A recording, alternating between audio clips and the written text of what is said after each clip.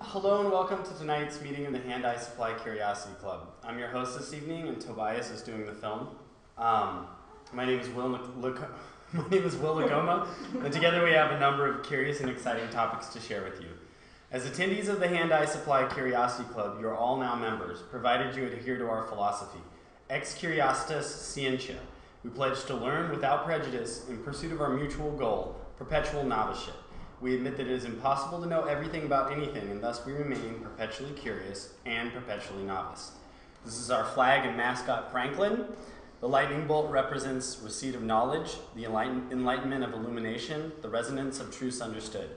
It awakens us and excites us and makes us hungry for more. And now, let us give a warm welcome to Trevin Miller of Mr. Greenbeans.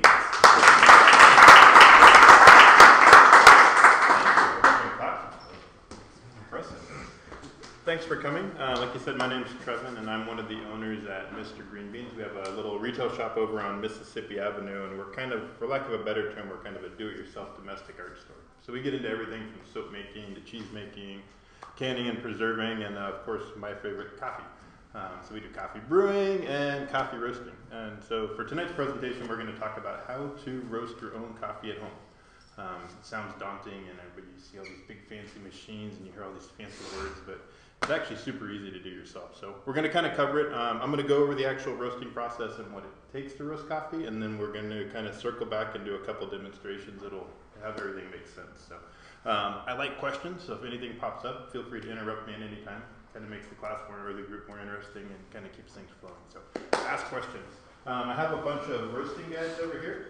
So if anybody wants to take home a little do-it-yourself guide to roasting coffee, then you're welcome to take those. And then there's some business cards over here if you want that stuff. There will be a couple things that we'll pass out in the class that'll help you guys understand what we're talking about. So, is there any questions before we get rolling? None? You guys need to get another beer? All right. So, if you break roasting coffee down to its most basic form, it really comes down to 4 problems or 4 questions that you have to answer. And how you set about answering those questions is really how you roast coffee. And it doesn't matter if you're doing it in a big fancy commercial equipment or if you're doing it in a simple frying pan. You're still setting out to answer the same 4 questions. So, and by answering those questions, you can be super creative and come up with all kinds of fun ways to roast coffee. We're going to keep it pretty simple for tonight. But if you use your imagination, you can figure out how to roast coffee using a number of different methods. So, first and foremost, to roast coffee, you need some sort of a heat source.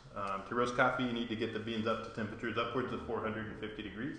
So you're going to need a good solid heat source that can maintain those temperatures for 15 minutes or longer. So that can be a gas burner or a wood stove or your electric stove at home, but you need some sort of a good, strong heat source. So the first problem is heat. Second is going to be movement. To get an even and consistent roast across all the coffee beans, then you're going to need to have some way to either keep the beans themselves moving or the air around the coffee. So you're going to have some sort of a movement component. So we have heat, we have movement, and each of the different roasters kind of handles the movement in a slightly different way, and we'll talk about that. So we have heat, we have movement. The third piece is actually 2 parts. They're both natural byproducts of the roasting process, and both are going to have to be mitigated at some point. The first is going to be chaff.